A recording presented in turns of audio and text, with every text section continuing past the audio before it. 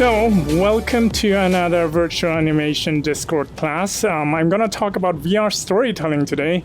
My name is Goro Fujita, and let's get started. So, before we dive into pieces from the community of the stuff that you guys do, I wanted to give a brief overview of how I think about VR storytelling. All right. So, first of all, we have movies.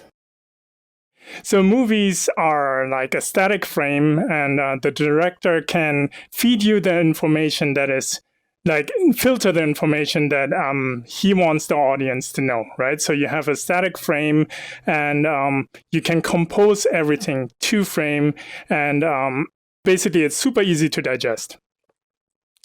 Then we have theater.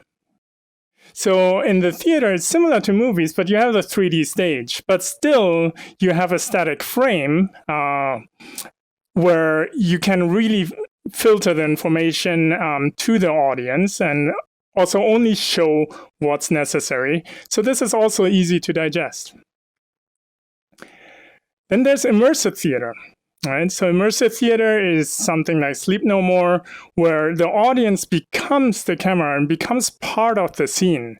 So in this case, you see Unit 7 inside the scene, and sometimes immersive theater is also comes with a guide. So the guide would give you a rule set, how to behave, what to do, what not to do, kind of like Then She Fell, or even escape rooms where the guide comes out and tells you the rule sets first, so you play by the rules and then you go on your own. So this is really cool. Then we have VR, which is super similar to immersive theater, but contrary to immersive theater, you're not bound to physical constraints, right? So you can actually do floating characters, giant characters and stuff that imaginative characters and environments that usually immersive theater is constrained by real life constraints. So I look at VR storytelling as a new format. It's not movies, it's not theater, it's not immersive theater, it's VR, right? But a lot of people make the mistake that they think of it as movies. But actually, it's much closer to immersive theater. In fact, it's almost the same. Just, I think it has much more possibilities there.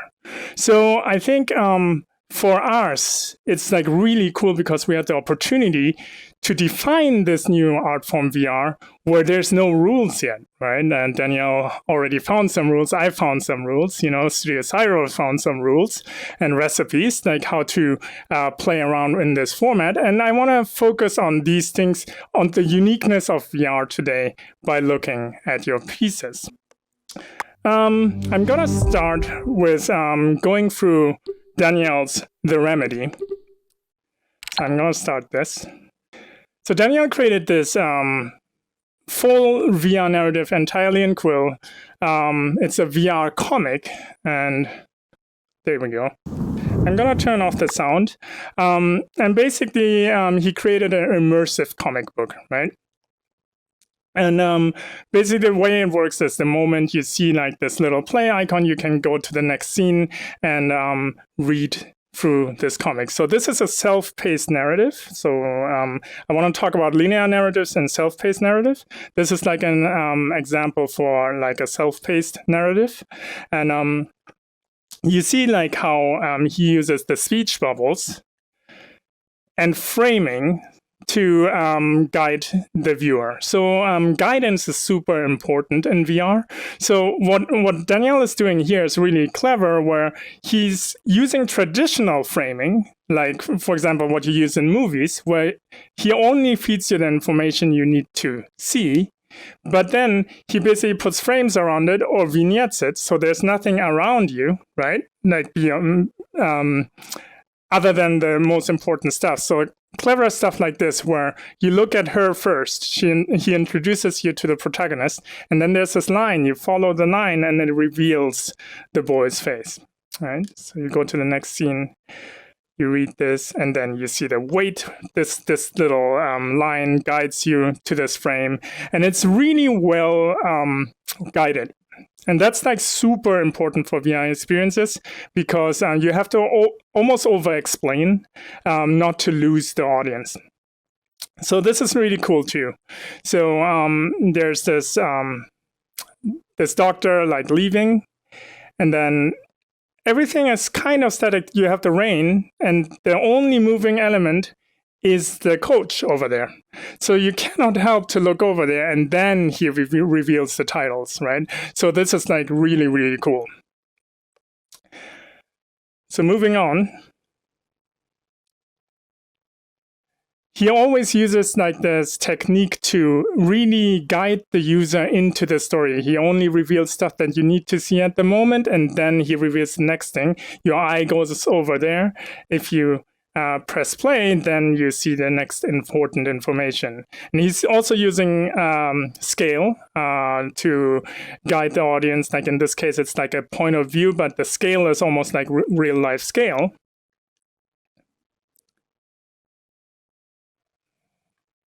And then there's a really nice transition that I like.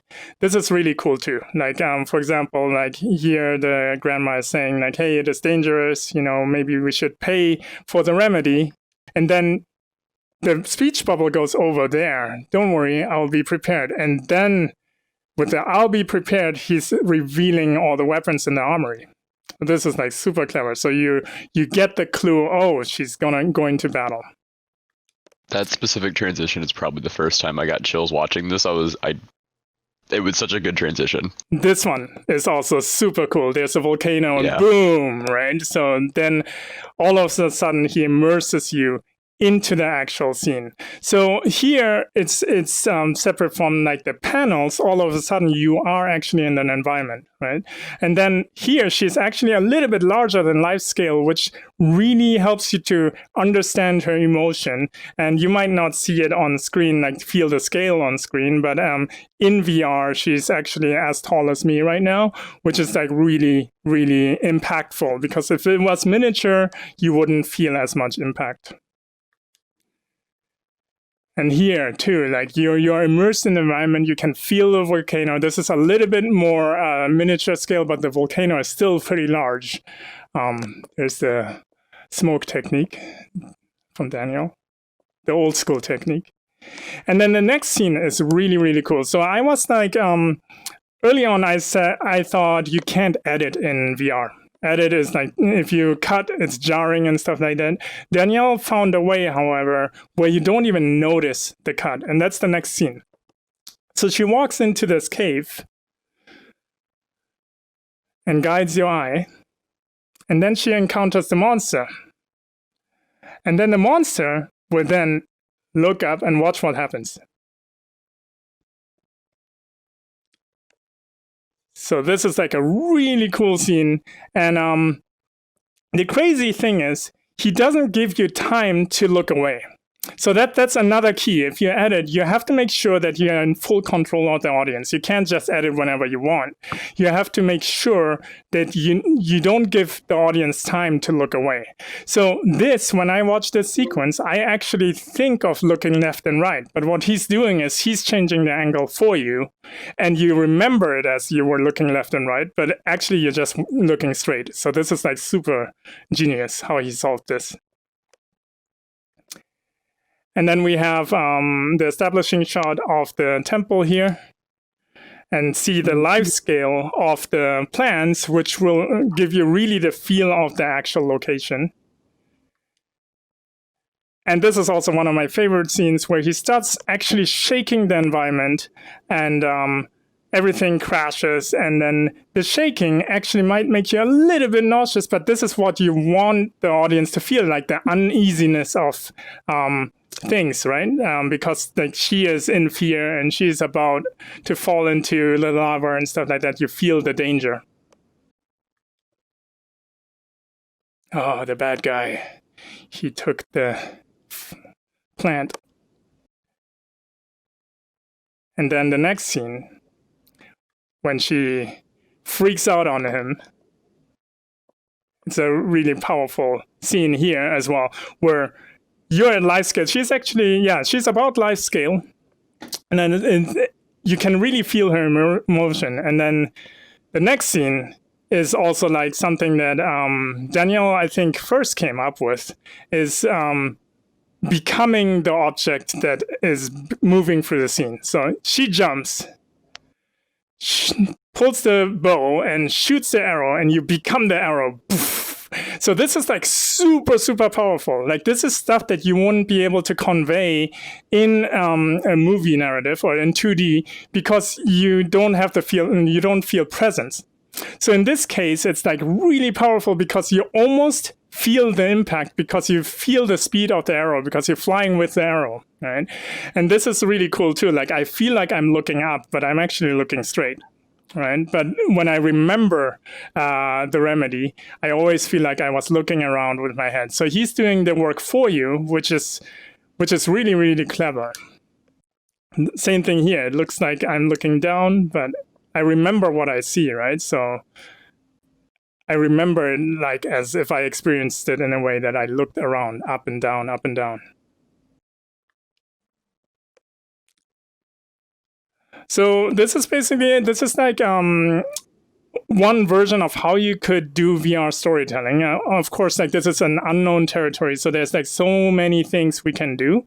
But I feel like Daniel did it like really successful here to use VR to his advantage and make a special experience that only works in VR this well. If you would make a 2D version of it, it wouldn't be as exciting.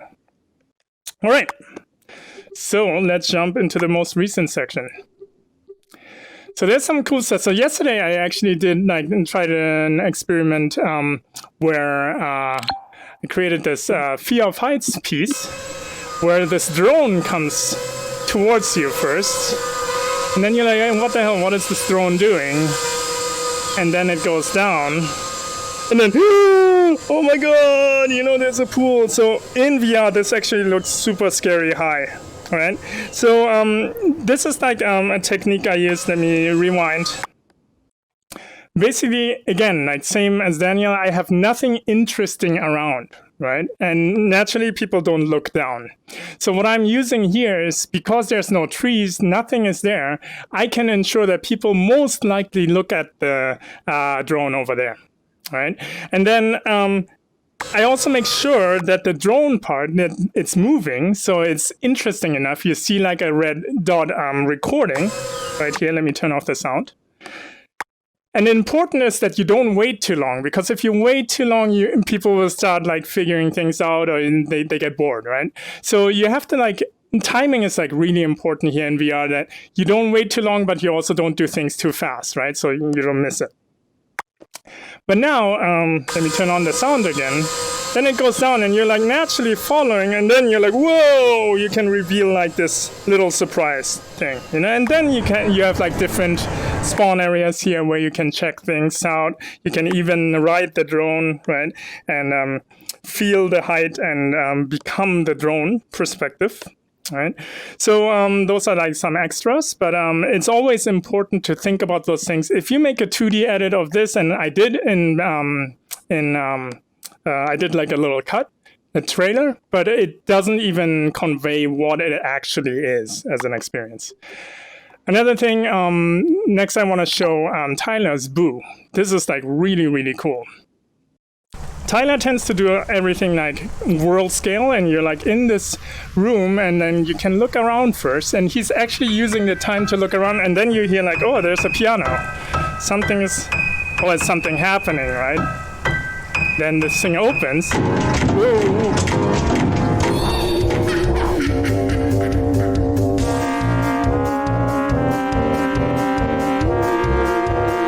So let me turn off the sound. So this is super genius. Also, like the timing is like extremely important. He waited just long enough, right? So you can look around, and then the piano starts indicating you should look at the piano, and then you end up falling through the ground. And then it starts again.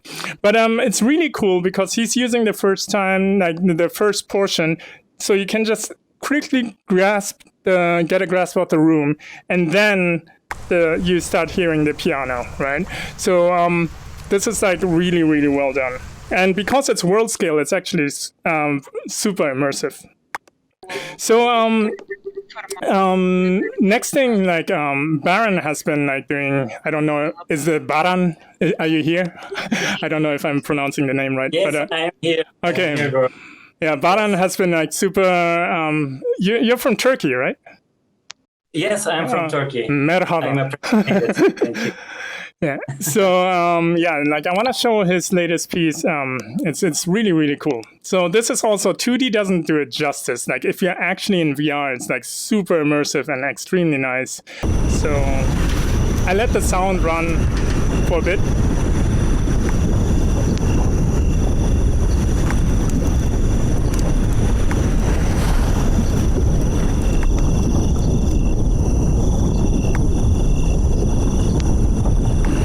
All right, so this is like super cool. Like he used spatial audio as well, and there's like this super nice volcano sound. You just heard it.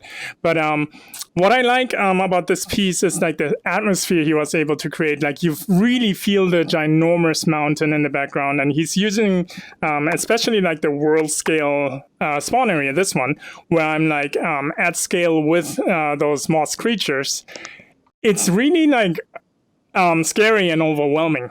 Right, because it feels he just did enough to really indicate this creepy scenario, and he used the caustic technique of Daniel, which I see is like super awesome. And then things like this, right, like where you are actually in the bushes, and then here he's using kind of a framing, using the leaves as a frame where you look out from the bushes, like here too, you know. So kind of like what directors do in 2D on a movie screen. He's kind of creating a frame to create an interesting composition here. And it's really fun to like use the sixth of nature of VR to peek around the little branches and leaves and stuff like that. So this is super successful to me. All right, so I did like this thing called Wire Walk for, let me turn off the sound. This was also for Fear of Heights. I'm not gonna be able to walk through the wire because like I'm tethered to my PC right now, but I'm gonna go to that spawn area here, where I'm on that wire. So I'm actually, this is the stuff that you can't really convey in a video, because this is about VR, right? About experiencing it in VR. So when I'm standing on here, it requires a little bit of courage. If you have fear of heights, this could actually get to you, because you really feel the height of where you are, right? And then if you have a quest, you can actually walk up over the wire, which is like super fun. But here, I'm actually using the uniqueness of VR to really convey my idea, right? So immersive, but it's also scale, but it's also height. So you feel you have parallax, so you can actually tell the sense of scale and height here. And then there's like a little bonus where you can actually be in this hot air balloon, which you can see here. Where is it? There, up there. So you can see it, and I think there will be like you will see the fire coming on. There it is. And then you can jump on, and then you can see the fire, right? And then if you turn on the sound is also positional, so it's extremely immersive, right? So as I get closer to the waterfall, you will hear the waterfall, and as yeah, there we go. Good timing. So this stuff, if you see this on this 2D screen, it's like super boring if you make a video. But if you're in VR, it's actually extremely exciting. So make sure to check this one out. Ocean Wave. This one was from Lucas Smarker. So let me turn off the sound. This is like a really cool result of last week's class that Daniel gave, where he's using the deformation technique, the effects technique, to create those the foam on the waves. The only thing I would say in this, though, this looks super amazing in VR, but all of the spawn areas are kind of small scale. So I would imagine this would be like super cool if there's another spawn area somewhere Like the miniature one is cool, but I would love to see like a giant one where I'm overwhelmed by the wave, and I think you get a lot more out of it. So make sure to take advantage of these spawn areas where you can actually convey different types of emotions at different scales and different angles. So this is super powerful. By the way, if you guys have any questions, just tell me, because I want to talk about those things as well. It should be a discussion, but I'm just going through other pieces otherwise. Another piece I really like is Daniel's whale dive. So check out what he did.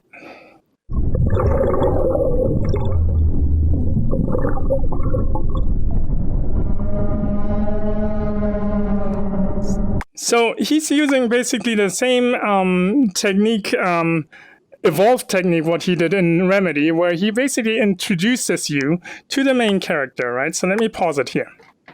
So there's nothing around, just like what I did with a drone. There's not much around, so you don't expect much happening around you, and there's enough action in front of you that you stay engaged. If she would just drop in and float, you might start looking around, right? But because she's looking at something, she's moving and swimming, you can't look away. This is just like a very interesting focal point. And then he doesn't give you enough time to look away because the action goes on, so you don't want to miss out on the action. You naturally follow her. And as you follow her, you're like, oh my God, this is really cool. There's actually a whale, right? So this is like the technique you can use to actually guide the viewer's eye. And a lot of people make the mistake that they have a full environment. Let me actually open a piece with a full environment to show. Yeah, let's go to Ruxandra's piece. I'm gonna turn off the sound. This isn't like her scale piece, which I really like. She captured like this cool moment, and you understand you're actually looking. This point of view is actually in her hands, which is like super nice. And this is like a really cool moment. Let's say this is a story moment, right? And you need to guide the user's attention. So let's say there's a butterfly coming out of the window and flying towards that girl. And people usually tend to think, oh, people will look at the butterfly, but that's not true, right? And just because something moves, it doesn't mean that people will look at it. So if you want to guide the eye here, you have a butterfly or something would not be enough. You have to either vignette things, so like this portion here is vignetted first, and then you reveal the other part, just to make sure you can guide the user's eye. Or you find other ways to guide the viewer, like for example, you could have voiceover, right? Then a butterfly flew through the window and something like that. And when you hear that, then you will look at the butterfly because the audio will tell you that the butterfly is actually important and you have to follow it. And if you miss it, you heard it. All right. So it's like really important that you always over communicate. In a 2D movie, you would probably say like, hey, you shouldn't have to have a narrator telling you what to look at, but in VR, because you're the camera, you have to make sure that if something important happens, you have to make sure to use everything you can to guide the user. But this is like a really cool moment where it doesn't matter, right? Like you can look around. So it's about looking around and discovering things. So in this case, in those animated moments, you don't have to guide the user because it's basically the exploration is the unique part that you're leveraging from. So really like this piece. Good job. And then let's look at Baran's work here. So this is like his bee bird. It's like a hummingbird bee mix. This is actually, borderline creepy to me, actually. Let me turn off the sound. Because it looks very 3D. It looks like I can almost touch this thing. And he has it at different scales. So right now, this bee is maybe like a meter of a size, and this is more like 30 centimeters. You guys can't see the difference, but in VR, you can see the scale difference. The only thing that I would have done differently in this, and I already gave Baran that feedback, is to use puppeteering to move the be, so you don't see those linear keyframes going in and out. If you would puppeteer, it would look much more organic, and then it would become much more believable. But this is like a really cool piece, and this makes me completely nauseous. Like I'm riding the bee. This is definitely not comfortable for me to be in. I'm sensitive to motion sickness. But this is like really, really cool because he did some more shading, so it really feels like you could almost touch it. Yeah, really cool. Another thing you could do, like for example, if you are out of ideas or if you're not inspired, what I tend to do then is sometimes do remakes of somebody else's artwork. And obviously you should credit them, you should ask for their permission. In this case, I was recreating a piece from Yungling. And I also have like camera edits here. As long as you look at her, it will work. And I think Kurt has been doing a lot of remakes of concept artist works. They're like super successful. So this is also another thing you could do is, let me turn off the sound, to learn and study at the same time, right? So you can like study somebody else's work, but then also make your own rendition of it. And this is like the original piece he did, and I really love this piece. So I was like, okay, what if I would do this in VR? And I want to show you what happens here in this camera view, right? So I have this camera edited. So I only did this because like it's a still moment, it's interesting, but if I would do it in a narrative, I would probably not do these edits because I have an environment here. What will happen is this. People will look away and they will look around and then, oh, something happened, what's going on? You will look at the ocean and then all of a sudden it's switches again. So I don't even know what's going on. So it will start feeling buggy unless you look at her. So in this moment, if you use this for a VR narrative or something, it's like super important that you make sure that people stay focused on the subject. In this case, like if this was a narrative, I would definitely not do it this way. I would make sure that it's vignetted or something like that so people don't have the tendency to look away. This is also really cool. Matt Schaefer's No Fate piece. I'm going to turn off the sound, it's a bit creepy. But basically, this is like the famous T2 moment. And those are really cool. Like, it's cool in 2D, but it's amazing in VR. Because basically, you can be with that person, or with that skeleton in this case. Poor Sarah. And it's like super immersive.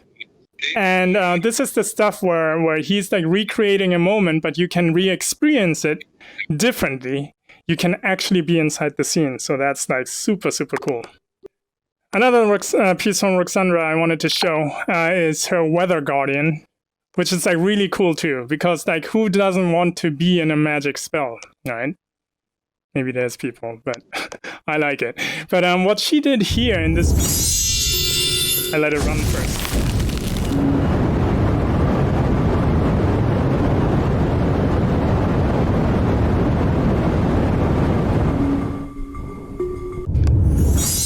So this is really cool because, let me turn off the sound and just play it back.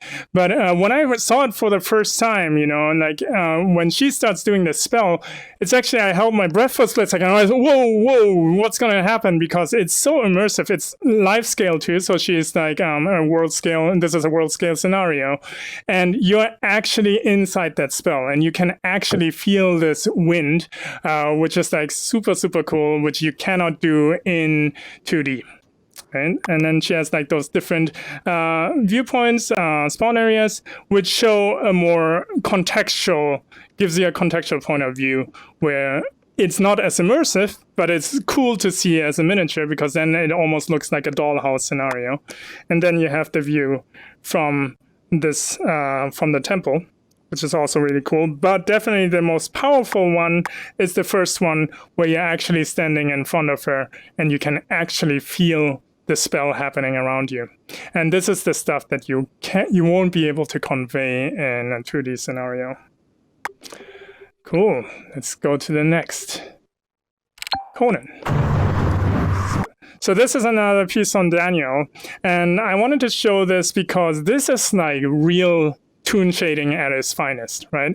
Why? Because it's a hand-drawn toon shader. So this is actually a true like VR comic style, right? So the cool thing about what Daniel did here is like he really figured out which lines are important, and just with 2 tones, he was able to do a full character turnaround without making it look weird, right? So it looks good from all angles.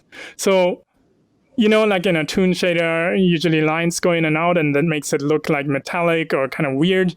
Here, everything stays in place, so it looks extremely believable, right? So I would love to watch a comic like this as well.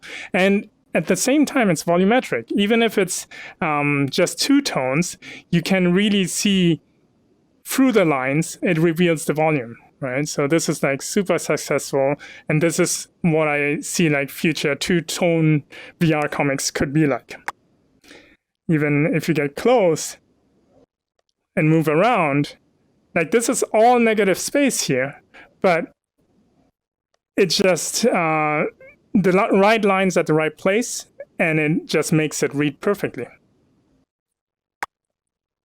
So this is cool. I did something long time ago, something similar. So this is a Dragon Ball comic book page that I remade. Also like kind of trying to see what a VR comic could be like. And all I'm doing is like if I can break the experience by just looking down, but basically I'm masking the outside of the frames with just white paint, just with a background color. And this is also the same way Daniel was working on some of the panels where he just masks the panels, so it becomes a window into a different world. But you can see like you can actually add a lot more value to a still page, and together with the sound,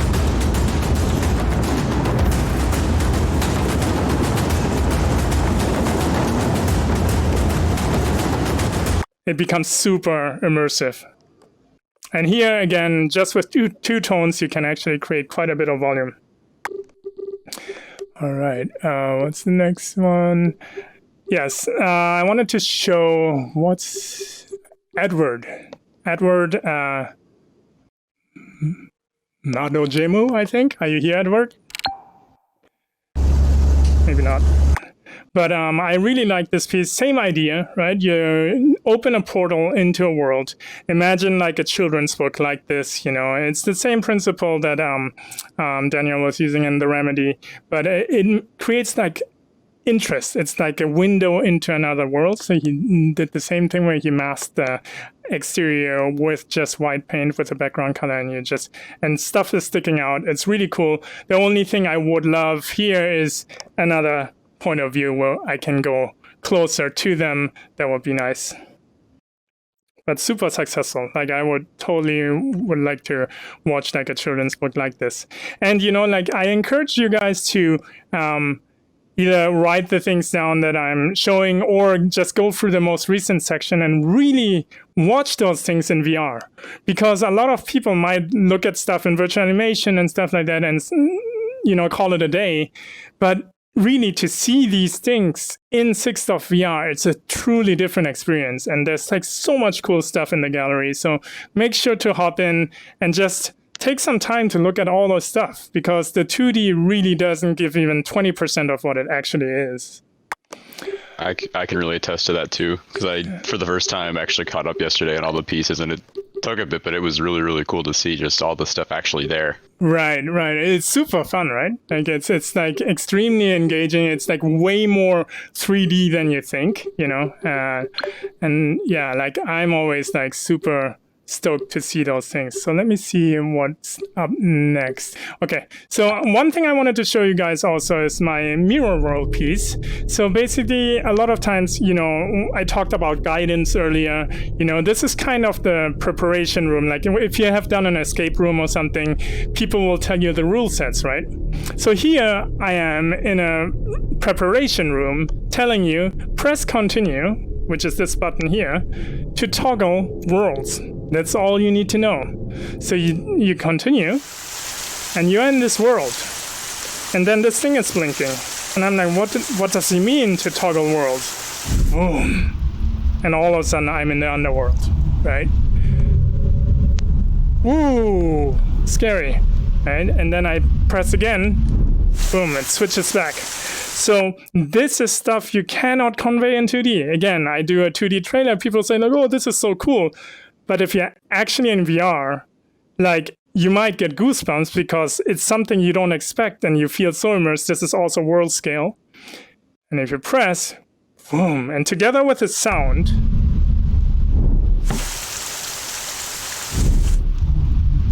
it's super, super cool. And it's, of course, all 6 stuff, right? So it's extremely powerful. And stuff that you wouldn't be able to only do in VR.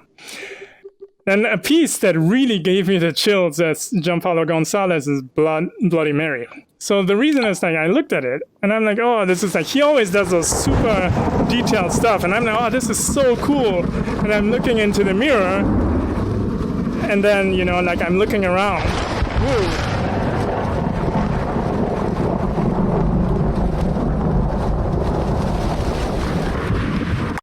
And you can do, I mean, this is an old technique they use in like movies and stuff like that. And it might be scary, but in VR, it's terrifying, right? Because you actually think you are in the space.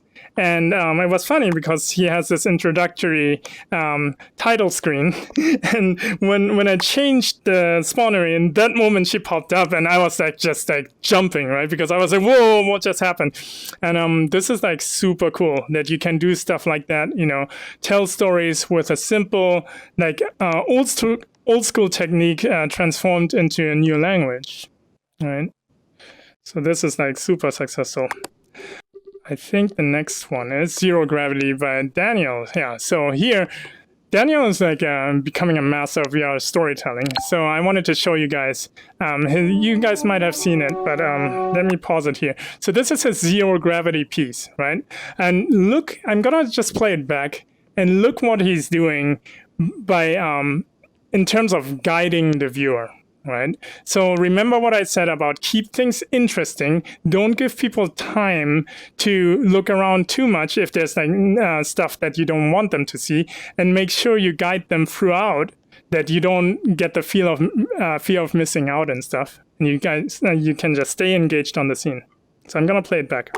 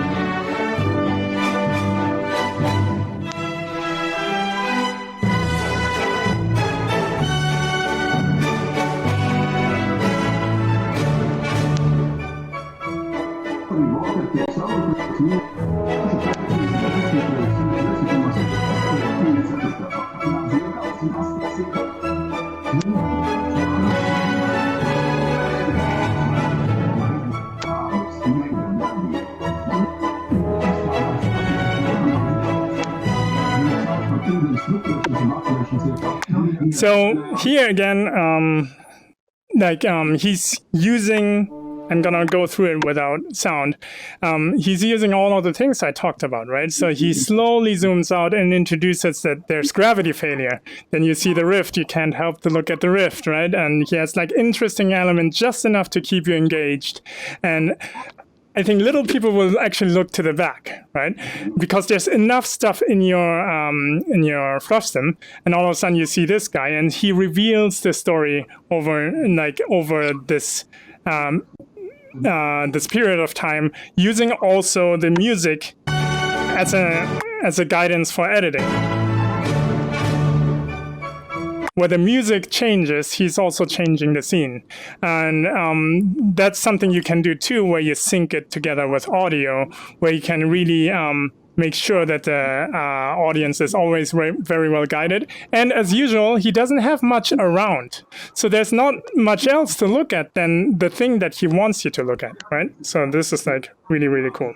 another good example. And even as the scene cuts, as it goes to the next part, the speed of the camera is consistent, and that helps you keep guided to what you're looking at, and you know that you're still being guided through this narrative.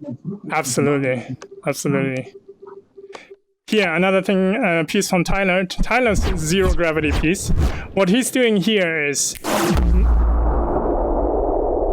making you part of the scene. So she's actually putting a gravity spell on me, and then I'm dropping, right? So this is really cool to really play with the audience.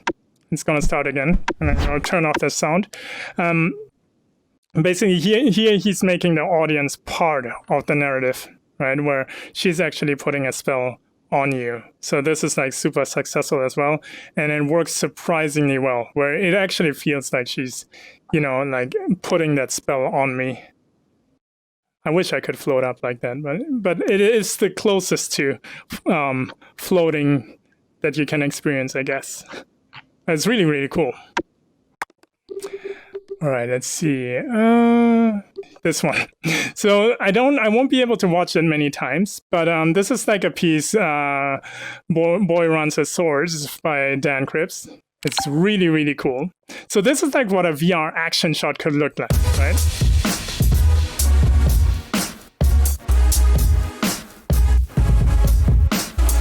Watch out with the Titans. So I'm gonna pause it before I'm gonna throw up. But basically, this is like pretty violent because for some people because the camera is moving, right? So especially those rotations get me. But I still love it because you can actually follow an action sequence and be with this boy, doing those cool moves. And actually you can see every single move because the environment is moving, but he is kind of always in the center of in the center of interest. So that way you don't lose track of him and you can actually see every movement that he's doing. So this is like super, super cool. So I think if you have sequences in a VR short film that do these kind of things, keep it moderate, but you could actually, Daniel kind of did that a similar thing in the volcano sequence, but here, this is like much more action actually, and the camera is moving much more, but it's still super enjoyable. Just be careful that people don't get too nauseous, like if I put my wife into this, she will probably throw up by now. But the thing is like, you can actually use that to your advantage, making people feel uneasy in certain times where the story is uneasy, right? For example, like if Spider-Man would fall from a building, why don't you fall with him? You can create those kind of moments that might like the fact that you get the cold sweats and a little bit of the nausea might actually help the story and might actually make the scene more intense. So in this case, like I really love this action sequence. I just can't watch it too many times because I'm definitely gonna get sick. Especially this camera movement here. These two movements, they get me. But everything else works really well. But so this is super cool. I think there's a lot to explore how you can do like action sequences like that. There's probably like tons of ways how you can reduce the nausea and stuff like that. And the cool thing is that we are at the forefront where we can actually experiment with it and come up with recipes that work uniquely for VR, right? And that's what makes this format so exciting for me, that there's so much unexplored stuff where you could be the first one to invent something, right? Okay, let's go to the next thing. There it is. This is by Zoe Roellin. Is Zoe here today? I guess she's not. I think so. Is she here? I think so. Okay. But this is really cool because if you listen to the sound, she has the serene music and she introduces these characters. But then she has the spawn areas. So this is like an establishing shot in VR, right? So you get context of what you're going to be looking at. And then you jump into each single vignette, basically, and you hear the sound for each vignette.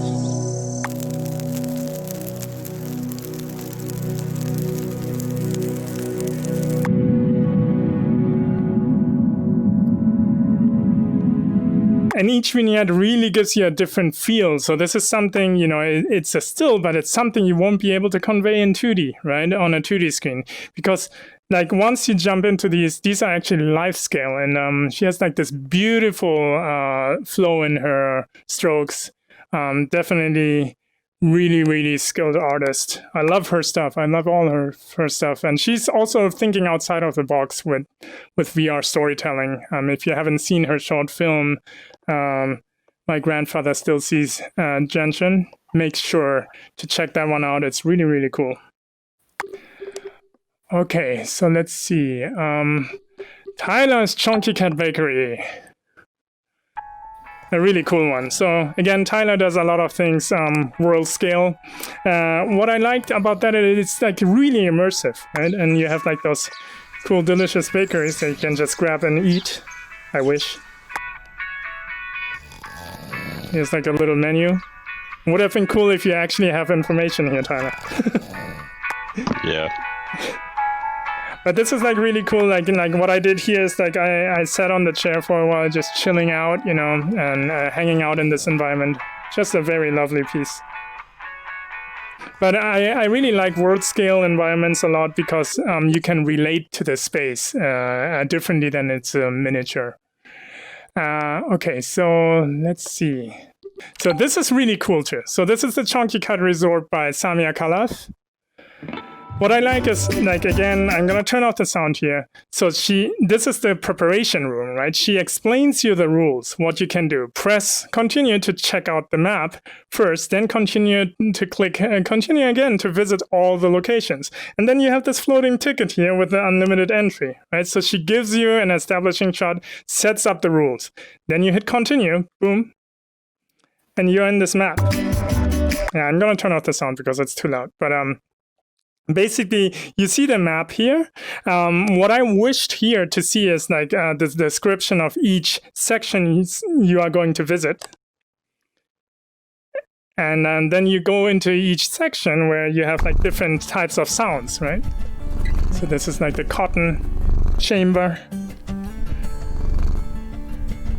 And this is a self-paced narrative where you can just go through the experience at your own pace. This is really successful. Oh, there's a kitten.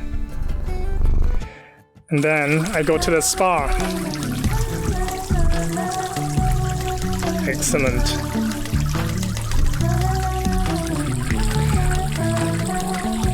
So this is so good. Yeah, to enhance this experience, what I would have loved to see is maybe like the floating map here with like an arrow blinking where you are.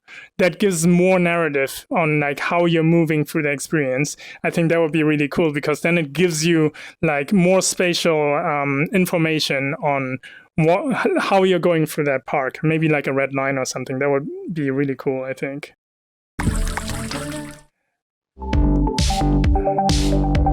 And she's really leveraging from like being able to transport people into different spaces. So if you look here, it's like a completely different feel where you're just surrounded by those cat eyes.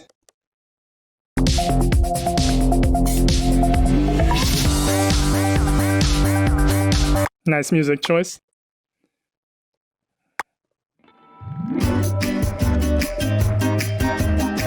This is the sushi mountain, or candy. I think it's candy. And then you go forward, and you land and poop. I love this.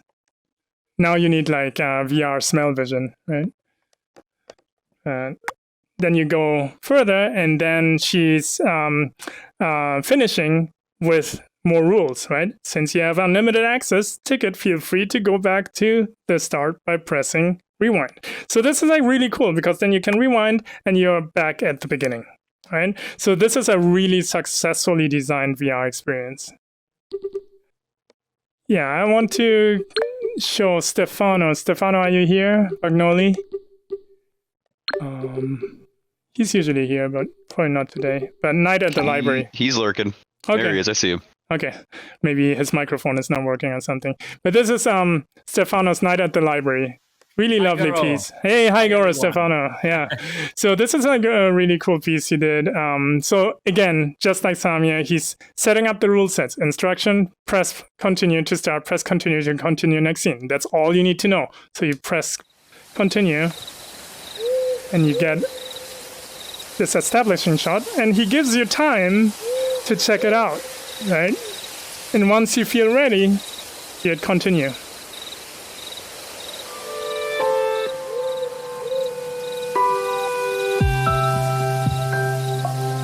And you hit continue again.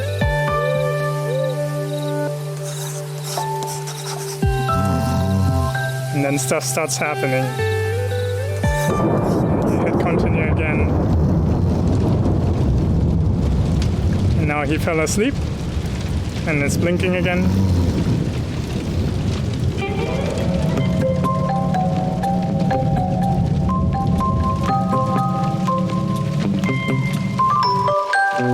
So imagine you could do this in an immersive theater, right? This is the stuff where real life constraints would not allow you to do this, or it would be really difficult to do.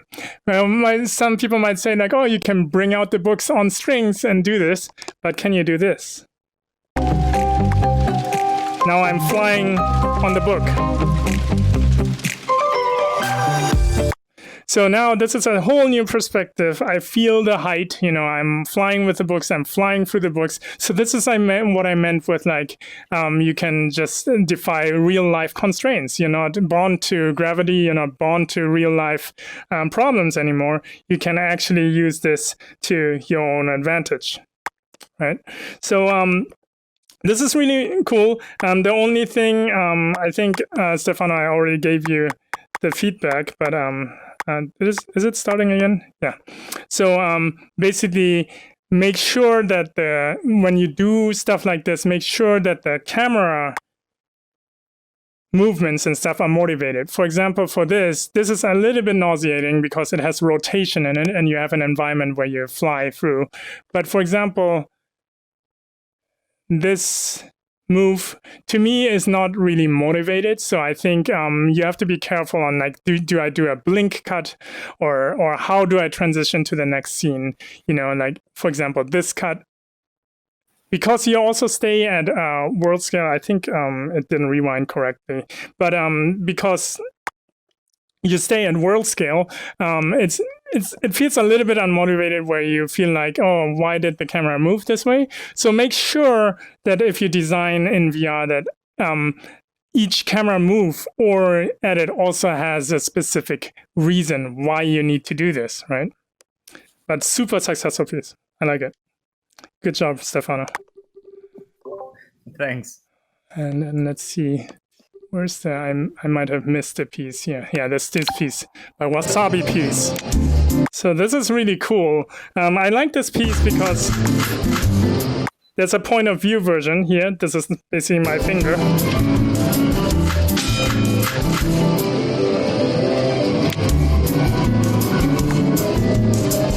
And it's a very simply painted but well-designed scene, because he really captured the feel of a casino very well. Then back there's like even waiters walking around and stuff like that. This feels super organic, extremely immersive. I like how he is playing with the fog to like really vignette the important area, and you see the reflection of the slot machine here as well on the faces and on the t-shirt and stuff like that.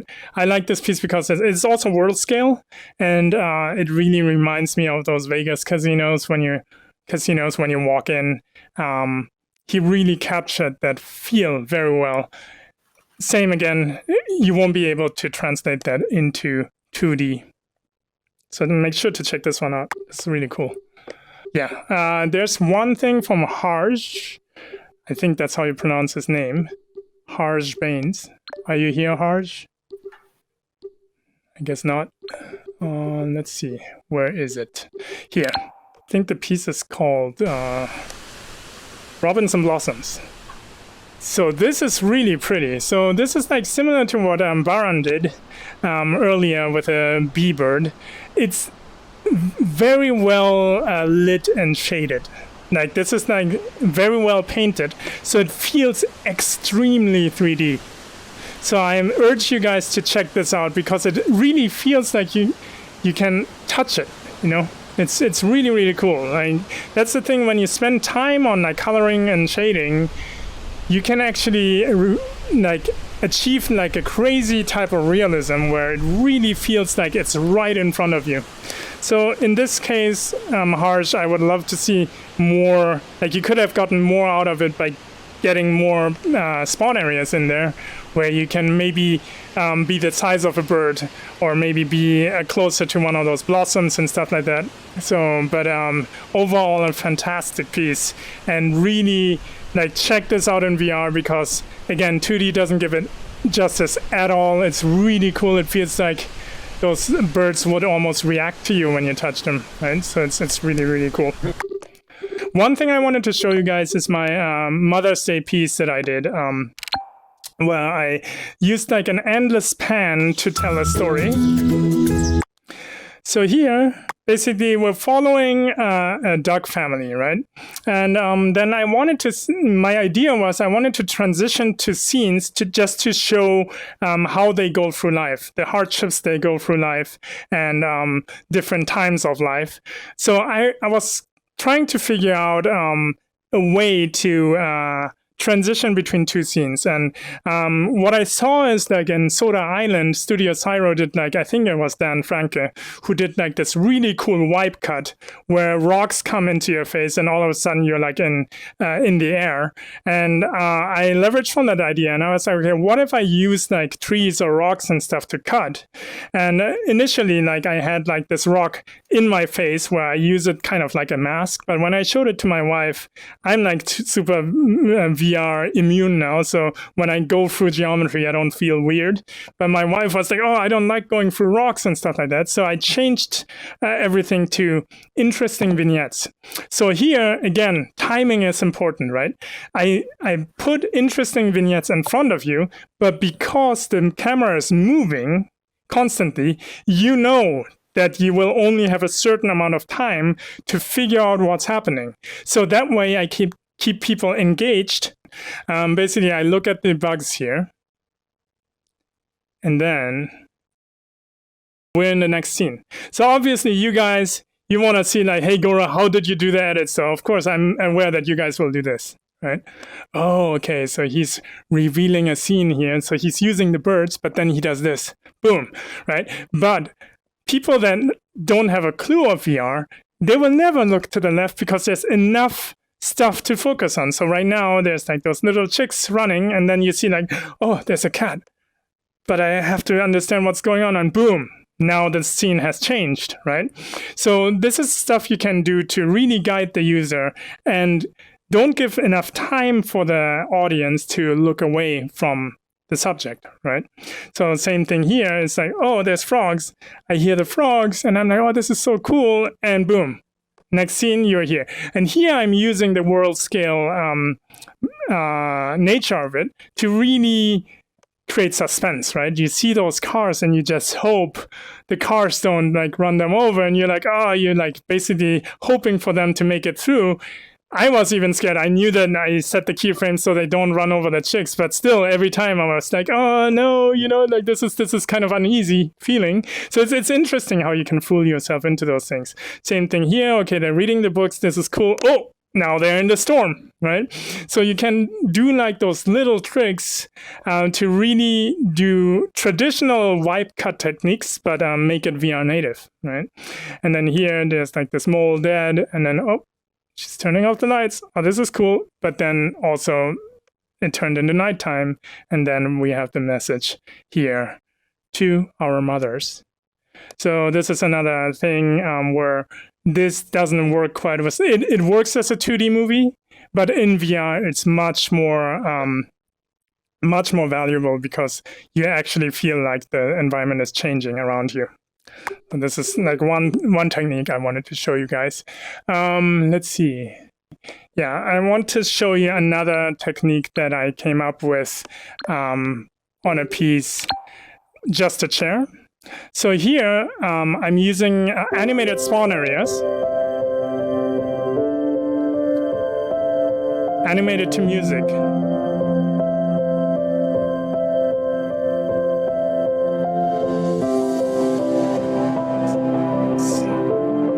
So I'm changing the scene during a transition. And the transitions are super fast, so you almost don't notice it. It's like a trick that I learned from motion graphics.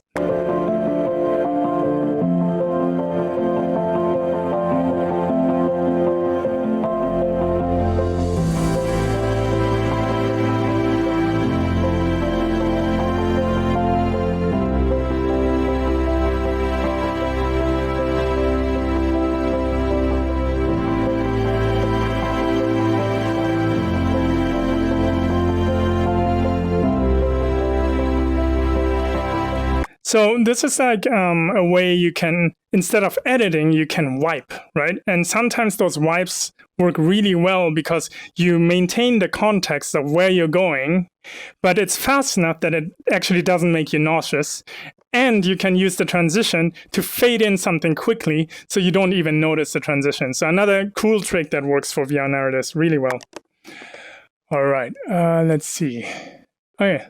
Hey Sam, I wanted to end with your Canadian chalet. Like this is like really cool. Another thing you can do is basically recreate memories, right? 4, 3, 2, 1.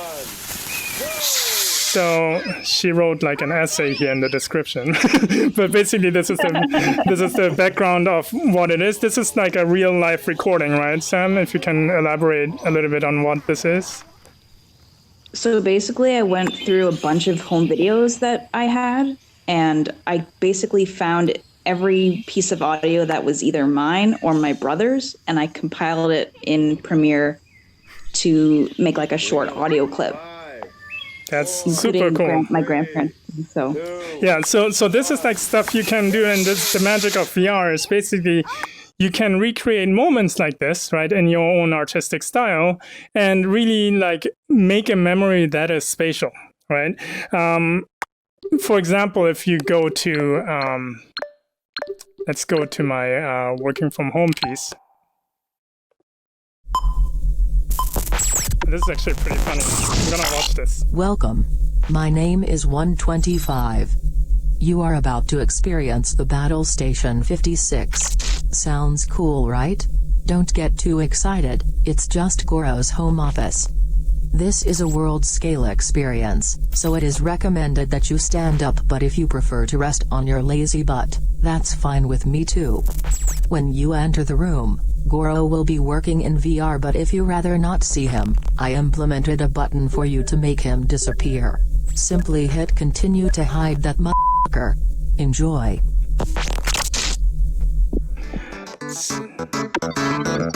So, like I said, that was the preparation room, right? I set up the rules.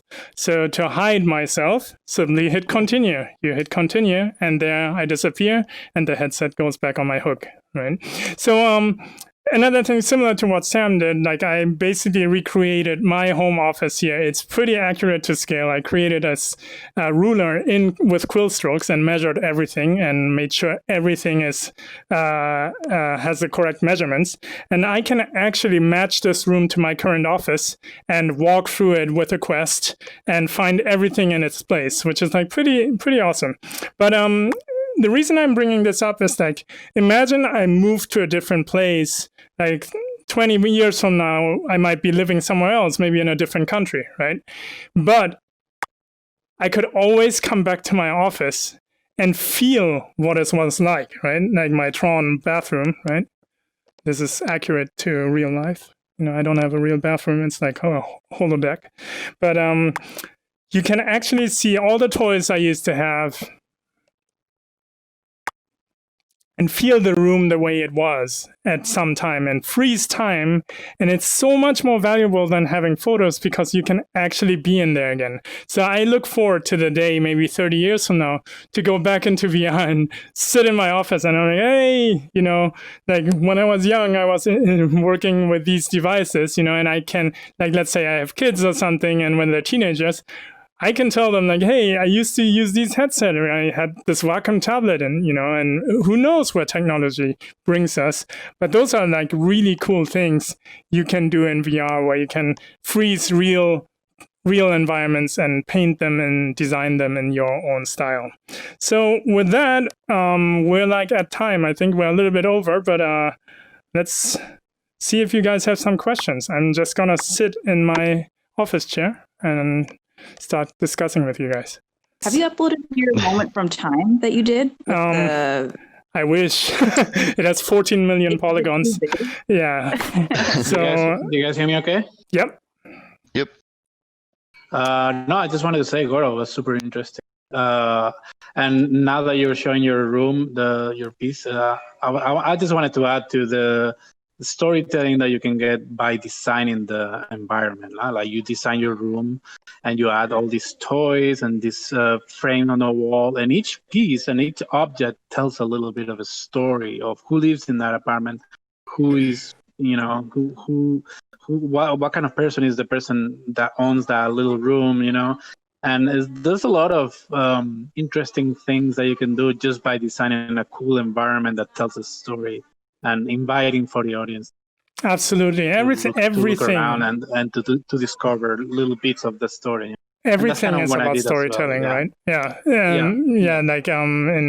Like you even use like real like audio of your daughter and your laugh, right? Like this is like so real and so personal, and that's gonna be like forever, like in your memory, and you were able to capture, and you can show it to people later. And I think, especially in COVID times right now, being able to share this, I think there's around 10,000 people that have been in my office.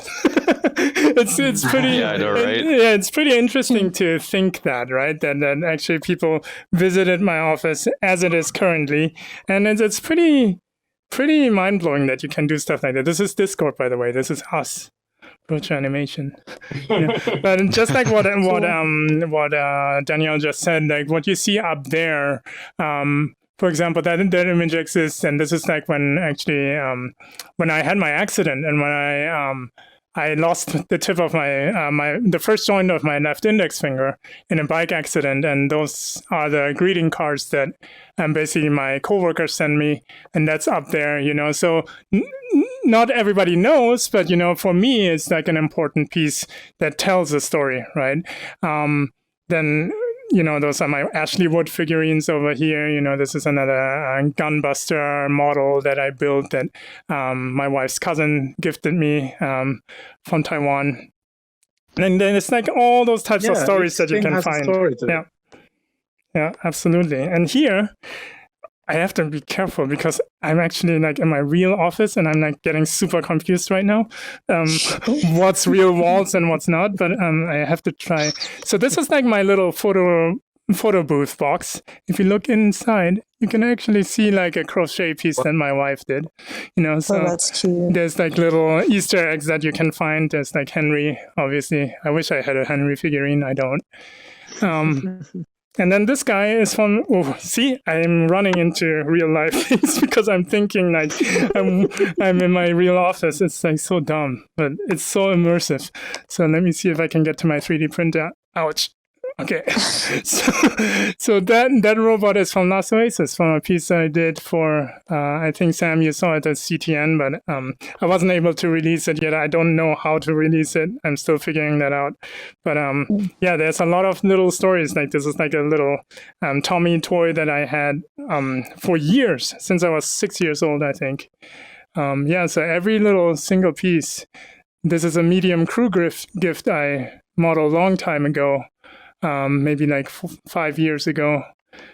And this is like the main character of my children's book that I released. Writer was Tammy Sauer. If you're interested in getting the children's book, it's like product placement. It's called Your Alien. It's a children's book. You can find it on Amazon. But it's really cool to have all those little meanings and all those little stories. Like Danielle said, that every single thing that you do tells a story, or should tell a story, right?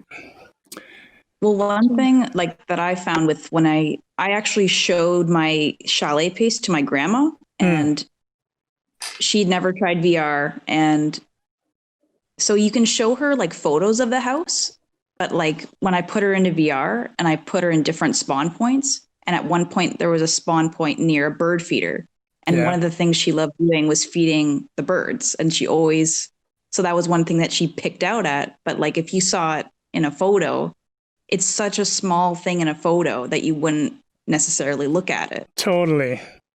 And like for people who have dementia and stuff like that, they like when they're put into a place, they are triggered in different areas of their mind.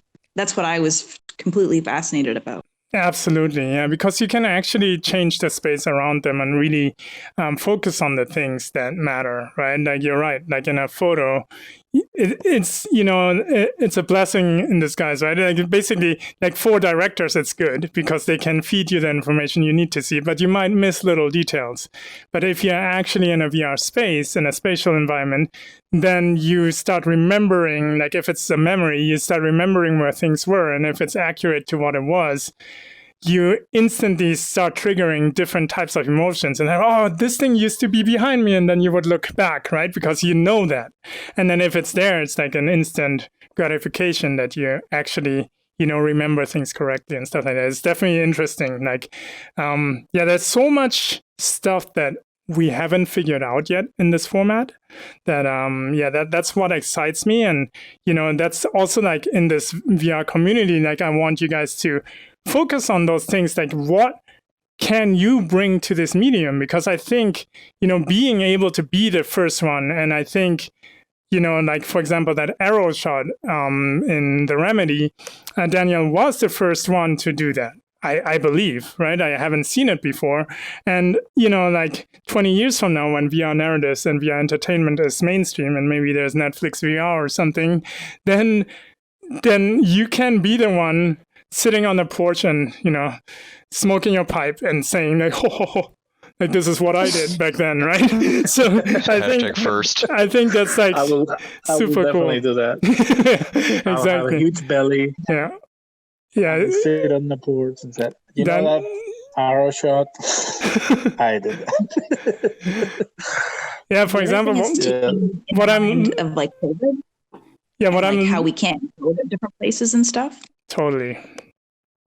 Yeah, well, what I'm looking at right now, for example, like the Worlds and Worlds, I probably redo something like this in for the Quest. This again has also like 14 million polygons or something. I did not know about optimization and stuff like that. It's not even like I don't even have to try to optimize this. I would redo that with the new techniques and stuff like that. But this was also something. I know that I was the first doing that because, the Quill wasn't out yet back then. That was like back in 2015. But it was like a thing where I was like, this actually worked really well in video format too. Like people were freaking out because in video it looked crazy, but in VR it's even crazier, right? But those are the moments that you can create for yourself where you're like, hey, nobody has done this before, right? And I see people like doing 2D short films with Quill, which is nice. And I do also the renderings with Redshift and stuff like that. But what really is the exciting part is that it is a new format, right? And so I want you guys to keep that in mind, that you can actually be part of inventing this new thing that nobody has really figured out yet, because movies have been figured out and painting has been figured out, but VR narratives hasn't been figured out. And I think it's very similar to immersive theater. Immersive theater is kind of also like a newer thing, right, in the theater world. Mm-hmm. But there's so many new things you can do in VR, and I feel like a bunch of you guys are already exploring that stuff, and I always celebrate if I see new stuff, and I'm like, oh, genius, this is so cool, I'm going to copy that, right? And last class from Daniel was kind of like an eye-opener, or the way David Hernandez was animating too, right? Where you learn new things, and I'm like, oh, how can I bring this to the next level? And I'm looking forward to Jari's stream. He's gonna stream next week about the enhanced version of looping animation, like similar to the effects that Daniel showed, but he has some ideas and new techniques that he's going to show. But how can you use that to create like compelling narratives and stories, right? And I think that is like the most exciting part about this new medium, about this community, is that we are actually able to create like this new art form of VR storytelling. You can do like a prototype and an animated prototype of what the game would look like or the experience. You can use it totally. Quill, but that's the cool thing about I think that's also like, I call those things side effects, you know, like even the Redshift renders that I do or Octane renders, to me, those are all side effects, right? Positive side effects. It integrates, like Quill also integrates itself perfectly into like production pipelines, in traditional production pipelines. I know, Javier, you're like very keen about that, but you know, because it really cuts down a lot of production time, right? So you can create assets faster, you can create effects faster, you can animate faster. But, you know, I see it as a side effect because the output is still 2D. It's like an extremely strong side effect, right? You can even prototype, like if you have an interactive experience, you can jump through timelines and basically make it look like this is what's going to happen once it's done in Unity. Or you can do storyboards like what Daniel did for the Remedy, where it's like a storyboard, a VR storyboard, right? Where he solves the problem. And I did the same for Beyond the Fence, where I did the entire storyboard in VR. And then I knew that it's going to work. So all I did is like I went into execution mode. And I think it was similar for you, Daniel, right? When you did the Remedy, that the storyboard solved everything. And then you knew all you need to do is now figure out how to paint it, right? And animate it. Yeah, the storyboard was to solve all the narrative problems. Like, where do I put the character? How do I do the cut? How do I lead the audience? And I'm sure if you would have done a 2D storyboard, it wouldn't have been translated well, right? I did 2D storyboards before that because I wanted to quickly get my ideas on paper, or well, in this case on the Cintiq or whatever, because it was quick to do that. And I planned it almost as if it was a 2D movie first. But then the great thing was to having those 2D little sketches. I translated that into Quill, and that I added a new layer of complication, because you suddenly have those things in 3 dimensions. It's six degree of freedom. So I think it was beneficial to do the 2D little sketches first, and then translated that to stuff. That's interesting, because I have a little bit of a different point of view on that. Just because I think maybe because I'm also not like necessarily a traditional storyboard artist, you know. I think you drew much more than I did. I think it was just faster for me. Yeah. No, I get that. I get that. I'm becoming better at drawing in Quill directly now. Yeah, I'm becoming better now. But drawing directly in Quill from nothing, it's pretty hard. It takes a while to, it takes practice. It definitely takes practice, yeah, for sure. I think what I'm getting at is like when I did Beyond the Fence, I was debating, should I start doing a 2D storyboard or shall I go directly into VR?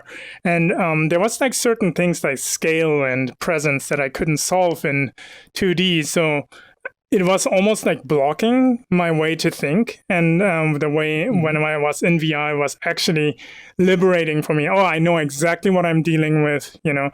So I tend to skip the 2D storyboard phase, just because I think 2D storyboard would serve a different purpose than in a traditional sense for me. In a traditional sense, you would use storyboard in terms of like framing, right, and how to cut and edit. And I think it wasn't. Yeah, but I didn't do it because of framing. I did it as a way for me to write notes. Yeah, I think that's what I wanted to say exactly. It was just faster to do it into the. Yeah. So I have my ideas as quickly as possible into a paper or the format or whatever. Yeah, I think you're actually like hitting the nail on the coffin. And that's actually exactly what I wanted to say, that you didn't use it in the traditional sense. You actually used it in terms of getting the story more solid and the flow more solid versus thinking about framing, right? Because in a traditional sense, 2D storyboards are done for, not just story, but also framing, because that's how you shoot the movie, and I think that's not how you can storyboard these days. If you do a VR experiences, you can use it for ideas and flow, but you can't use it for staging. To write right? ideas, basically. Yeah, exactly. Yeah. Because the staging, I actually did the staging on Quill, the Quill sketches. Absolutely. And that was the critical part of the developing the remedy. This is getting those two black and white sketch storyboards. And you may remember, I did the whole thing in storyboard mode. Oh yeah, totally. Really sketchy. I like that you have. Was done, and it had the temporary music and everything, and everything worked in storyboard mode, in sketch mode. And like you said, when it was come at the moment to finish it, to make the color, it was just very like execution mode. You take the scene and then you just make it into color, because the storytelling was already fixed, solved. I didn't have to think about the storytelling anymore.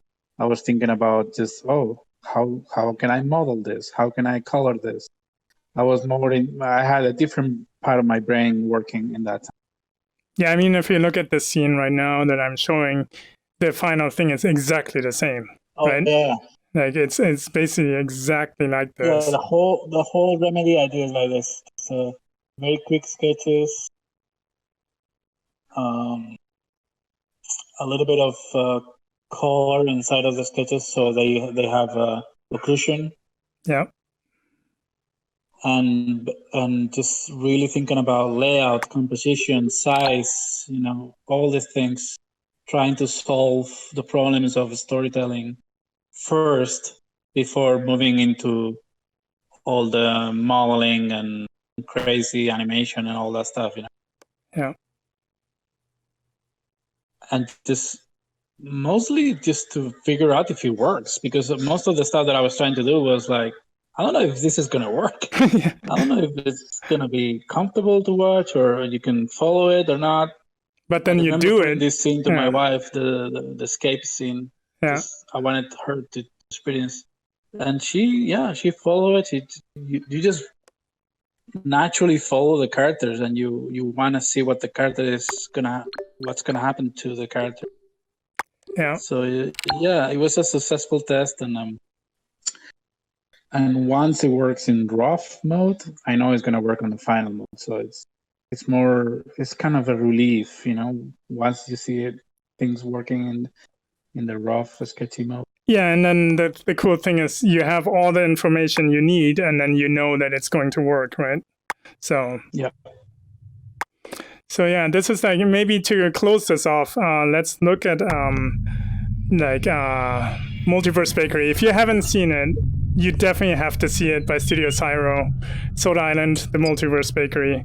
And we're half an hour over, but I think this would be a good closing thing to talk about.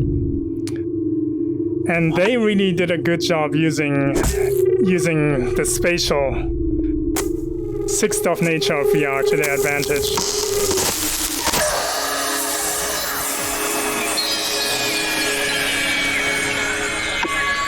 So this doesn't do it justice to 2D, but this is like, when I saw it for the first time, the star field was like so awesome, because it really draws you in and you feel like you're flying through the stars. And then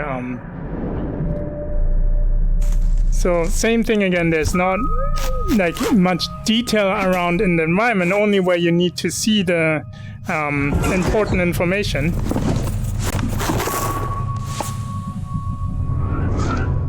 Yeah, animation is one thing that draws the attention of the audience.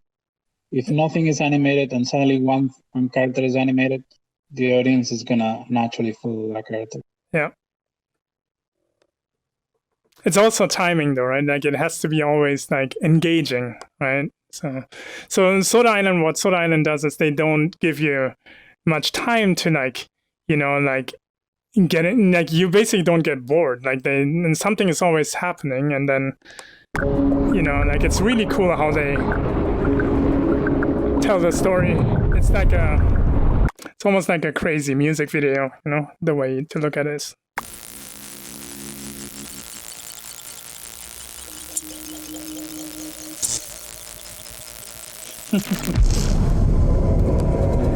And this is designed in a way that it's more like theater, right? So you're like sitting in a static place, and this is more like a theater stage.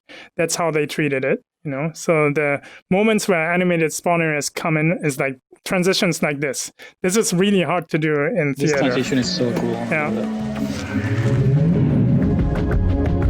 Mad props to Dan.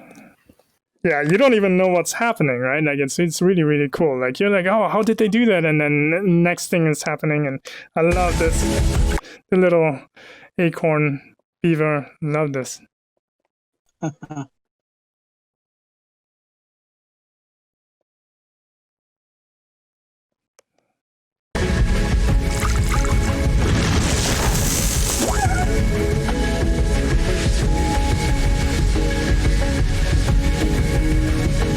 Watch this transition now here.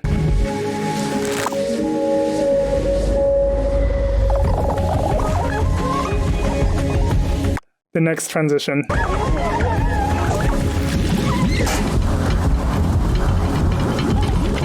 favorite part, it's so cute.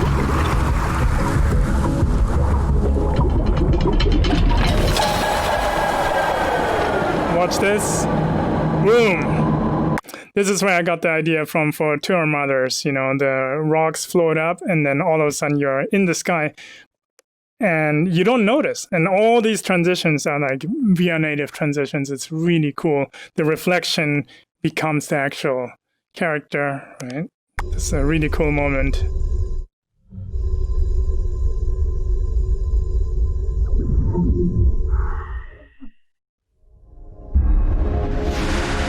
Okay, here comes Daniel's arrow.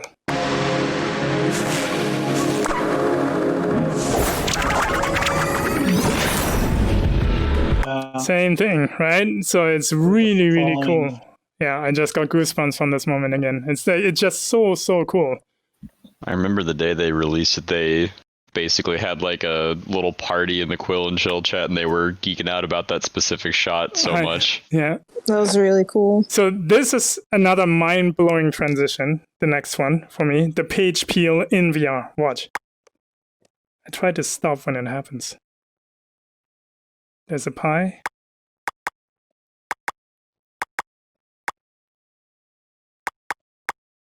Okay, he's grabbing the floor, right? Look at that. So I'm gonna play back from here. So he's gonna peel it. So cool, right? Cool. And this is the stuff that when I see this stuff, I celebrate. It's just so cool. Because also here, when you move out, there's a bell. It's animated, so your head is touching the bell, which is like a small detail that's really, really cool. So yeah, love this stuff.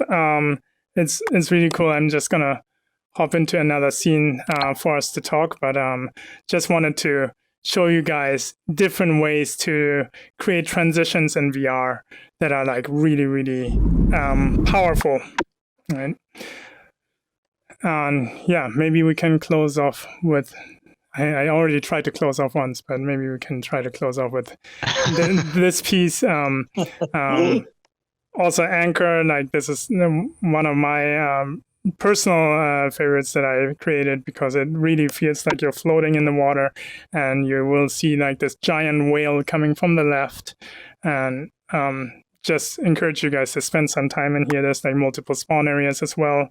All of the spawn areas are animated here, so you're always floating. It feels like you're floating in space, and this is like a really, really cool moment that I like where the whale comes. The sound is really good too.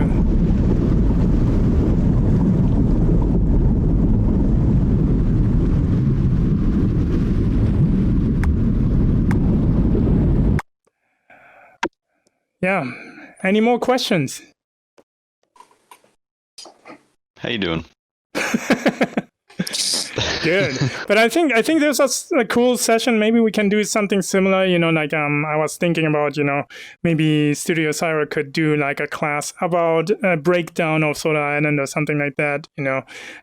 For projects like that in the future. I think it's also good to not just focus on techniques, but also focus on what really matters in terms of storytelling, because I think a lot of people don't know or haven't realized that this is actually a new medium, a new format.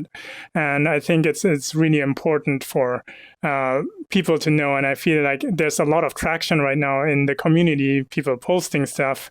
So I always love to see new stuff from you guys, and I think thinking more about why is it VR native? Why is it VR first? And why am I doing it in VR and not for 2D is probably a good question to ask yourself, because that's what I always ask myself. Instead of like catering things for 2D, I always try to find ways to, how can I come up with new stuff for this medium and new techniques to really make experiences enticing, right? So, yeah, think about that. Yeah, and I would like to add as well that traditional visual storytelling is also very important to learn, to study. And what I always was thinking before the remedy, I was like, what works well in cinema and in terms of visual storytelling? What techniques are the directors normally using, and how does that translate to VR? Can I use something like that in VR, or can I use a version of this in VR? So I think it's also very important to not forget the tradition, like visual storytelling that already exists in comic books and cinema, theater, and study how that works and what works well, and how can you translate that into this new format that we have. Totally. I think it's super important. But also don't fall into the trap to rest on what feels comfortable, right? So always keep an option open for, like what Daniel said, how does it translate? And I think it's important to put the emphasis on translate, because it's easy to rest on things and then you end up doing a 2D movie in VR, which doesn't work, right? So just pick those things from traditional storytelling that has been figured out and figure out what that means, or what a translation would be for VR, right? And I think looking at it through the lens of immersive theater immensely helped me to really release myself from traditional film language, because my background is 2D and 3D animation, and so basically 2D movies. And it's really difficult to escape that knowledge, right? Like if you have worked like Danielle and I for years and years in the industry in the 2D, for a 2D screen, it's really difficult to get rid of those habits, right? Because some of them, that they work. So you try to apply it naturally, but then it's important to always think of the translation. What is the translation of that into VR, instead of just doing what right? So, there's a lot of young people in this community, I love it, because you guys are kind of born into this amazing world of new technology, because it's just like, this doesn't happen again in a lifetime, where you can actually define a new art form. So don't take this for granted, because this is something we can all together shape and come up with new stuff. And then one day sit on that porch and claim the patents. Yeah, we could all sit on the porch together and say first. Exactly. So, is there any resources that you guys could recommend for learning storyboarding, or even just like storytelling? I mean, like, on one hand, I'm trying to like learn animation stuff, but I feel like I am missing like knowing how to direct a story in general. And that's like something I really want to do with a personal project that I'm working on at the moment. So I was just wondering, like, what tips can you guys give us when it comes to like learning that kind of stuff? That's a tricky one. But I let you go, Daniel. No, sorry, we jumped at the same time.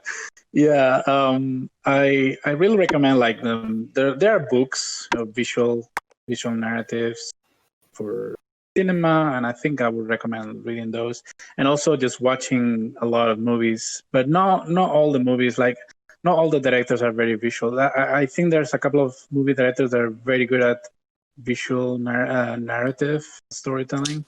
Like Steven Spielberg, for example, is really good at. He has a couple of techniques that are uniquely his style, and a couple of things that he does, I felt like, oh, this could be translated into VR. So, like for example, the thing that he does that's really cool is he frames the same scenario with a bunch of characters and a background, and he moves the camera. He pans to different framing, and he tells different stories with these different framings in the same scenario. And that's something that that could be translated into VR. Instead of you moving the camera as a director, the audience moves the camera. The audience turns their head and looks around, and each part, when the audience looks into different places, they find different setups and different vignettes, right? So Spielberg does that a lot, and I would encourage you to watch the movies without sound and really analyze what he does visually. Where does he put the characters in this? How the characters move, and then the camera moves, motivated by the character. And then when the character stops, the camera stops, and there's a different vignette that happens in there. So Spielberg does that really well, and I think it's really cool to study. And there's other movie directors that are really good with this kind of visual, like Tim Burton or Cameron. Robert Zemeckis is awesome and with visual storytelling. He moves the camera in such a cool way that really tells the story without saying any words. It's really amazing to study that. And then, like I said before, just how can we translate something like that in VR or something similar, or it gives you the same feeling, that you follow the story so well, and you don't distract the audience. You lead the audience into the right place all the time. So, I would recommend doing that. But to add on to that, like each discipline, like if it's, storytelling, if it's animation, if it's color and stuff like that, and lighting, it takes a long time to learn, right? So it's very important not to tackle, to me, it was important not to tackle everything at the same time, because then you get you lose focus, and you're focusing on animation right now, that's good. But when you focus on animation, what you can try to do if you create little moments, don't just do it to do an animation test, but then always try to find an angle how to tell a story, right? So for example, if you have an animation test where a character lifts a heavy object, don't just make a heavy cube, what could that be? That could be a heavy, container with money in it or something like that, and he looks like a burglar or something, and then boom, you have a story, right? So always try to connect something to make it interesting, right? And add something. And the more you do that, the more you get better at storytelling. But, storytelling comes in so many different shapes. And there's also visual storytelling, where what Daniel was elaborating on is how to you have a story as a script, but how do you support that visually the strongest way possible? And that's where the production designer or the art director comes in to help that, right? So what can I do to support, for example, the villain, right? For example, in Madagascar 3, there's a villain called Dubois.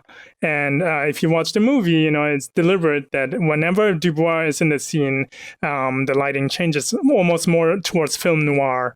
And there's red elements in the image. And red is used for danger, and it's reserved, the color is reserved for her and stuff like that, right? So, and then you have the overall color script where you see it starts bright and colorful. For example, in Lord of the Rings, it's really, really evident Lord of the Rings, when in the Fellowship of the Ring, where you are in the Hobbit land first, it's like super colorful greens and yellows. But then as they get towards Moria and stuff like that, it gets darker, desaturated and stuff like that, right? So it comes in so many shapes and forms. So it's really difficult to point you at one thing specifically.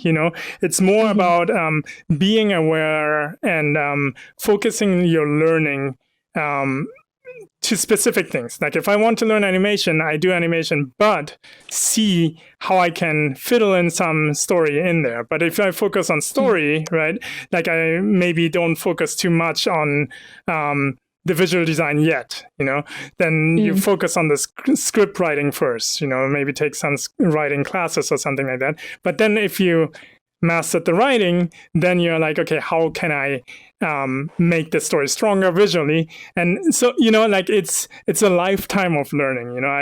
I'm the last one to claim I figured it all out, like I'm learning by the day, but you also have to imagine it took me more than 15 years to get to where I am today, and I still feel like I barely scratched the surface. I'm not a good writer. I think I'm fairly, confident in color and light, right? And VR storytelling is something I'm trying to figure out and stuff like that. But even in color and light, I can still learn a ton, right? Like it's endless. And same with animation.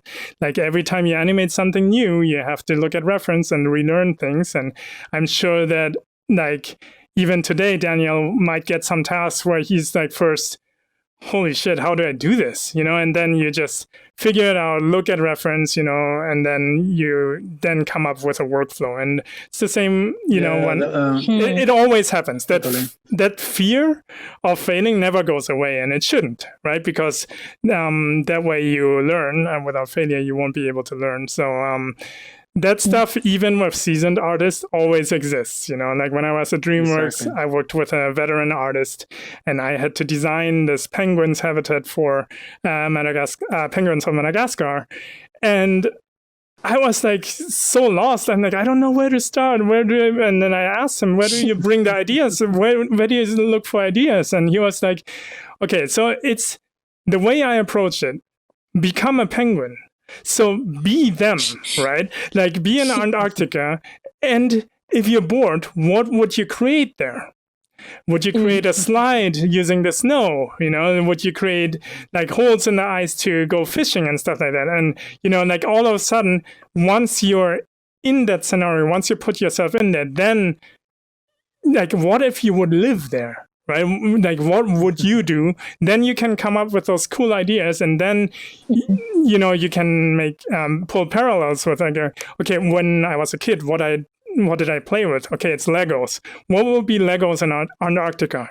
So maybe it's like ice blocks that you can, put together to create like sculptures and stuff like that. So you can start generating ideas that make sense in that world and create a narrative around it, right? But I did pee my pants first. I'm like, I don't know if I can do this, and that is okay to have that fear, because that's always going to be there. But it's more about, like always stay hungry to learn. But it's also like, that's why it's hard for me to point you at one thing. I wish I could say like, read this book and you're all set. But there's a lot of things you have to pull from. If you want to learn like color and light, there might be books like the book from James Gurney that might help you. But for example, I am self-taught. I never read a book about light and color, right? So there's different ways to get to your goals. There's not one single way, but the important thing is to really take it step by step. Don't try to absorb everything at once, because that's impossible. That was the perfect amount of information. Thank you. I mean, it really comes down to just doing it and failing. Yeah. Like, I feel like that's something. Oh, go ahead. No, it's just like.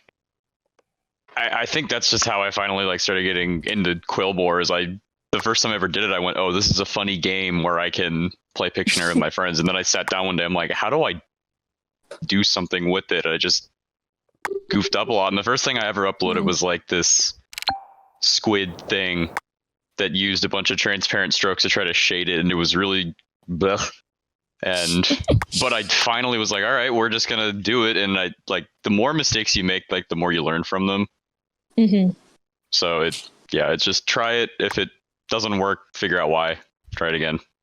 Yeah, I don't know. Like, it's really interesting taking one step at a time, because I feel like even though I'm doing that with the things I'm working on, I also get frustrated that I'm not moving fast enough. But like, that gives me hope. Just like, you got to continue to trust in like the process of it, like all coming together slowly. It's not something that just happens immediately. Like, I don't know, it's something you build up to. So Yeah. I don't know, just hearing that helps me kind of re-ingrain that. Yeah. Because I lose sight of it a lot, honestly. It can be overwhelming, you know, like you see like amazing Instagram artists and stuff like that, and you're like, I want to be able to do this, and I wish, and then usually what people ask is like, so what kind of brushes do you use, you know? it's really not about the brushes, you know, and looking at this piece right now, for example, the snowman piece, this is like Pixar animator Eric O, and you can see like even with like simple shapes like this, he creates like this super charming narrative, right? But behind this, there's like 20 years of industry experience, right? Behind something simple like this, and you cannot forget about that stuff, right? Like how much there's thought into timing, you know, when he's looking at it and when these things are happening and stuff. This is all well planned out, you know. Even if it's simple, there's like so much artistry in there, you know, and that makes this like a really, really special and really cool. But always be aware that it does take time, you know, and nothing comes to you automatically. You will have to learn it. The simplest way to look at it, I think, is like, if you skateboard and you want to learn a kickflip, kickflip is one of the basic, like after the ollie, probably one of the basic tricks. It is incredibly hard to do, right? I never even got to the ollie. Right. And I tried for a long time. And that's, you know, like I think the best metaphor for learning, you know, I just recently saw like this video. I don't know if you guys seen it in the Facebook feed. Like I saw like this girl who landed a kickflip for the first time, and she just starts crying because she's so happy, you know, because there's so much hard work involved into this. And that's exactly like, I can relate to that so much, you know. I'm like, yeah, you worked so hard and now you have like this little success, but then that will propel you to the next level, right? So it's the same thing, but you have to actively work on that to be able to get better, right? So yeah, keep going at it, keep learning, you know, stay hungry, and always stay focused on your goals, you know, and set high goals, because otherwise, you know, you won't be able to progress. Go ahead, Tyler. I was just going to say, today I learned you did skateboard stuff. Well, I mean, I tried. I think I got further with breakdance, I think. You know, so with breakdance, I actually was able to nail the windmill, but it took me like 12 months to get there. 12 months of like everyday practice. Just imagine that, right? And to do one move, and I couldn't even do it perfectly. You know, the handstand took me like 6 months to do, right? And for some people, it's faster. Right? Like I'm consider myself not very sporty, right? So it takes me longer, but you know, like for example, a move that I needed 12 months for, like I did like for 6 months Kung Fu, and my trainer, my Shifu would learn like the windmill in like a week. You're like, God damn it, you know, but that's because he has the fundamentals, right? So when Danielle animates and does his class, it looks easy. He makes it look easy. But then you do it and you're like, oh, how did he do it again? And that's when you notice, oh, that's because he has over 20 years of experience, you know, like he makes it look easy, but it's actually, you know, super complex, right? So that is something you can never forget, that there's always like a lot of effort behind the stuff that you see, you know. Don't get discouraged, get motivated by it. And it's not even like a matter of like whether or not somebody tries harder. It's just that they've been doing the motions for so long too that it can click. And obviously effort's a big part of it, but you know, being in reminds me of I have this movie list, this ongoing movie list. And in college, I took about 3 different film courses, like experimental film, world film, horror, history of film, and it opened my eyes to the world of film, not just like blockbuster films, but like world films and classic films. And from then, I started making a list of like what films I want to watch. And to this day, I still have not gotten through like at least a quarter of the films that are out there. Wow. But like you watch one every so often, and then you also, what I like doing is I go on YouTube, and a lot of people create videos about cinematography and how different directors work with cinematography. Like Roger Deakins, awesome cinematographer. Those are really good. And so they do like bite-sized versions, so you don't necessarily have to watch all the films. I love watching all the films because I love watching movies. Like I can watch things over and over again and get something different out of it. Like I just watched Citizen Kane like the last like month ago, and I've never seen it, but everyone should watch Citizen Kane, Orson Welles stuff. And I realized why it's so popular and why it's, highly recommended, just because of directing and, the way the different shots and how he, I still want to watch it again because there's things that I like have questions about, but it's ongoing. Like, and that's what I love about it. There's like never enough movies. Totally. YouTube's great for that kind of thing, with just looking for people that have break the things down, and so you can see it better and get your own eye for it. Because I remember, like, a really good example is, so it's really lame, but back when Matt Pat was doing his Five Nights game theories and stuff, and I thought it was just some flash game where you click things and there's jump scares, but then he was like, no, there's this creepy underlying story here, and I was like, what? So I immediately bought the 3rd game when it came out. I'm like, I want to find all the secrets myself, and I'm going to make it big on you. And I couldn't find anything because I don't do that. Like, I'm not as perceptive to that kind of thing, but like Matt Pat does that stuff. He's more keen on it. So once I started like sitting down and watching people who started breaking down, like, things that I liked, they would break down like Marvel movies. They'd be like, this shot is really well done. This is a really cool callback. This is how, you can do this, that. And I'm like, that's really cool. I want to try applying some of this stuff. So I do it through D&D. I do it through my game sessions, and it's then translating to other things. And it's just this big kind of weird amorphous skill set that I'm even building slowly over time through all kinds of mediums. That's turning out pretty cool. Translating things from one medium to another is nothing new. It's been done for many years. Like the comic books, they translate things from cinema, and cinema translates things from the comic books, and they try to apply it into cinema, and vice versa. No? Or movies, they try to translate things from the books, and they try to make it into a movie and see how. So it's nothing new. We've seen that happening. Yeah. One art form feeds from another art form, right? They inspire each other. So VR narrative is a brand new way to stories, and it should be, in my opinion, it should be like inspiration from other art forms. Mediums that we already know right now. They've been developing. Like even piggybacking off of what's up? Going to live theater. I remember the last thing I saw was The Lion King, and just seeing, I always get balcony seats because they're usually the cheapest, and you see it from a different point of view than seeing it from flat straight on. And you get to see how everything was done, like how the costumes worked and how they flowed through the stage.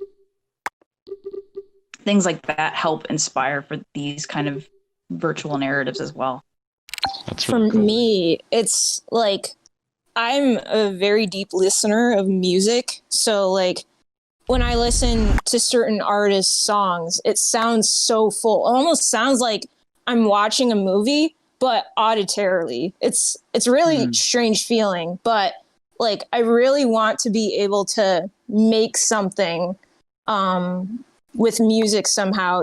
If it's like someone else's music, if I hire someone to do like some music and then animate over it, I want to capture the feelings that I get from the song as closely as possible. Like sometimes I feel like when I'm listening to certain songs, it sounds like pure light, and I want to capture that pure light or the pure joy in like the lyrics or like the way the music sounds, and be able to capture that through like a character's movement or something. But obviously, I don't know, just kind of like taking baby steps to get there. But that's something that I really want to aspire to. Yeah, and it'll definitely happen. Like earlier when Goro and Danielle were saying like they're taking like some of the 2D practices and wanting to make it for VR, and they're like, no, we can just break into full VR immersion and whatnot. And I had a moment like that too, where during the Mother's Day piece, I sat there and I'm like, well, there was a really cool scene where one of my player characters in my game session died, and they spoke to the goddess of death, and it was this really cool moment. And I'm like, oh, I kind of want to make like the character that died, you know, in the scene and the goddess there. And then I figured like, no, that would be how I would do a 2D thing. How can I make this like VR? I'm like, I'll just make you the character. And then I was like looking up those like fake recording calls that are like, hi there, what's your name? And then you like talk for a bit, and then it like would pause, and they would go, well, are you interested in like this thing? And then it would pause, and then it's like one of those just fake goof calls. So I figured out how I could do that so you could have a kind of conversation with the character, because you couldn't do that on like a 2D pancake image. It wouldn't work. The flat screen. Yeah. Yeah, use the VR native nature, the sixth of nature of this.